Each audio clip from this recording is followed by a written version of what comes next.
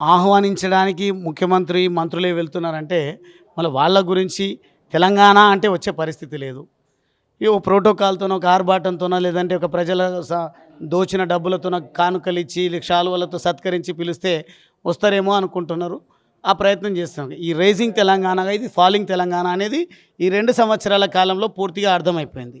అదేవిధంగా ఒకవేళ గనక మీద ఉదాహరణ చెప్తా ఉన్నా. పుతిన్ గారిని చూసినట్టయితే ఎవరు అడగలేదు, చెప్పలేదు.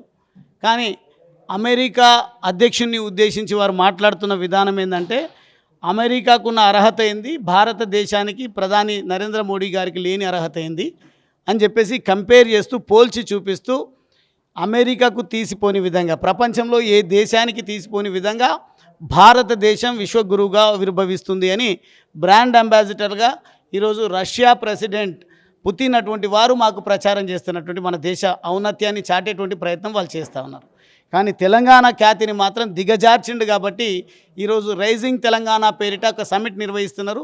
ఆ సమ్మిట్ తర్వాత పూర్తి స్థాయిలో అర్థమవుతుంది ఈయన నాటకాలేంది, ఈయన ఆలోచన ఏంది, ఈయన వందల వేల ఎకరాలు పోగు చేసి పెట్టుకున్నది ఏంది, ఎందుకోసమో అదే ఏరియాను ఎంచుకున్నారు అని దాని మీద కూడా విస్తృతంగా చర్చ జరుగుతుంది.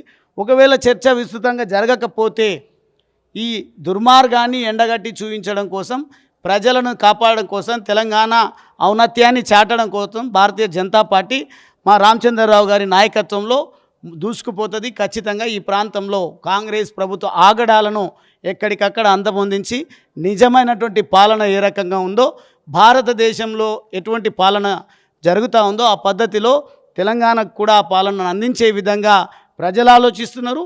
ప్రజల పక్షం వహిస్తూ మేము కూడా పోరాటాలకు సిద్ధమవుతాం. అందుకే కాంగ్రెస్ పార్టీ భయపడతా ఉంది.